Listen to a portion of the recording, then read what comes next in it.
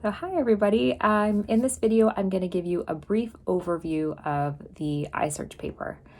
So this is actually one of my very favorite assignments. I genuinely love to see what all of you come up with and what you're specifically interested in, because with this assignment you have the freedom to determine your own research question and find your own primary sources to answer that question. So the iSearch paper is also written in the first person. So you'll be explaining why you chose a particular research question, how you went about the research, and then, how you found the sources, and then what you actually found. And then lastly, how those sources answer your particular question. So you might find that your research question changes from the initial search to the end just because of the nature of the primary sources that you uncover, how they lead you in new directions. So what I want you to do is tell me everything about the search itself, as well as begin to analyze the sources. So the iSearch paper really goes hand in hand with the podcast, so you don't have to worry about writing a complete, well formatted research paper. You will just be doing the beginnings of that research process in this assignment. So you're going to be finding the sources, initially analyzing and answering that question. And then in the podcast, you'll be explaining more of a concrete narrative and expanding on those sources. So it's really a two-piece assignment. All right, so I did post on Canvas a detailed outline of how the paper should be set up, and I recommend going through that and really sort of following it as the format for your own individual paper. So there's three parts. The first part is the search story, which establishes your research question and tells me why you wanted to know a little bit more about that topic. Then you have the search results, which is kind of the biggest part of the paper. So that is the narrative of how you found the sources. And then one paragraph for each of the two sources that you find. So for this project, you are required to find two primary sources. So primary sources are all the stuff that we've been reading for the past, 11 weeks in our semester. So documents, images, objects, books, anything that was written or created in the time period under study. So if you're talking about, you want to find out more about slavery in the antebellum period, you want to find something that references or that was written by a formerly enslaved person or an abolitionist or something that happened, that was published or written in, the 1820s or the 1830s. So you can start with secondary sources in your search story. Even easily accessible ones, like say you go to Google and you come up with Wikipedia or Britannica or history.com, those things are fine to begin the search. You just can't end there.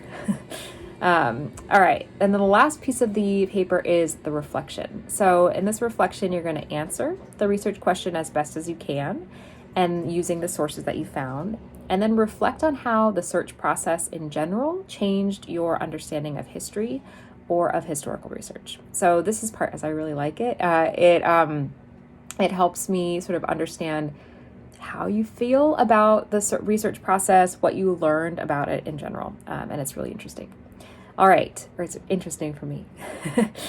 Okay, so a few tips for just determining what your research question is going to be. So the first tip is just to submit the survey on Canvas, and I'll give you some feedback on your individual research question and maybe help you tweak it in a way that I think is going to yield you more results. You might have to play around with how specific or general your question is. So you're only tasked with finding two primary sources. So narrowing down your question in terms of a particular group or a particular location, decade, something like that might help you sort of streamline to find those sources. Because if you start with something that's really big, say like slavery or the Revolutionary War, like you're going to find so much stuff that it's going to be a little bit overwhelming.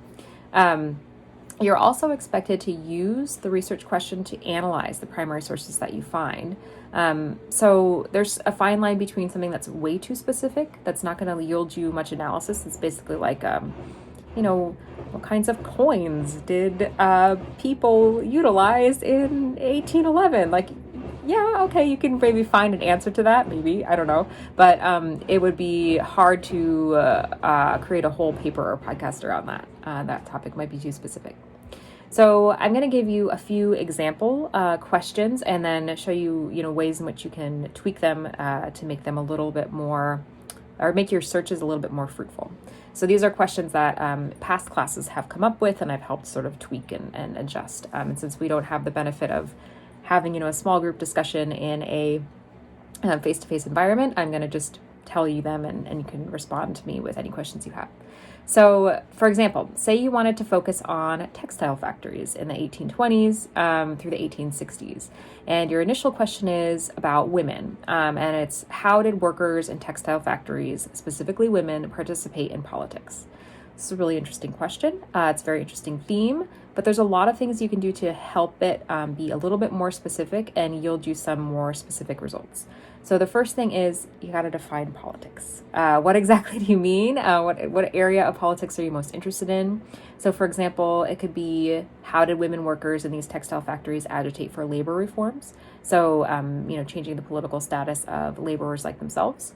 It could be about women's rights. How did they voice concern for equal rights for women, for women's suffrage? It could be about, gender politics. How did they interact with male bosses and union leaders? There's multiple ways that you can go depending on your personal interest. And one more example would be, say you're talking about free blacks in the North before the Civil War, so 1840 to 1860. And the question you came up with is, it's about power. So what is the extent of power free blacks could obtain in the North in this period? So in this question, you would want to define power. So what kind of power are you most interested in? Is it political power, economic power? Are you interested in the legal restrictions that are placed on free blacks in the North, or more of the cultural norms and accepted practices, which don't always necessarily match up with one another? So it could be a question saying, rather than what's the extent of power they could obtain, it could be, how did legal restrictions or cultural attitudes affect free blacks' ability to earn money, or affect their ability to hold public office or vote? So it depends on your interest of what kind of power you are interested in studying further. So those are my sort of example questions to get you thinking about how you can frame your own particular research assignment or your research interest. But this paper assignment, the best thing about it is that it's totally up to you of what kind of question you want. So if you're really interested in gender, focus on gender. If you're really interested in race and slavery, go for it. Things like that. If you really want to talk about war and military battles and, military instruments, do it. There's things that I think are missing, or there's a few holes in the way that I present the material based on my own personal research expertise and interests. So now is your chance to sort of fill in those gaps that you've seen or want to know more about. So don't forget to fill out the iSearch survey. Keep in contact with me if you have any questions, and good luck. I can't wait to see what you all come up with.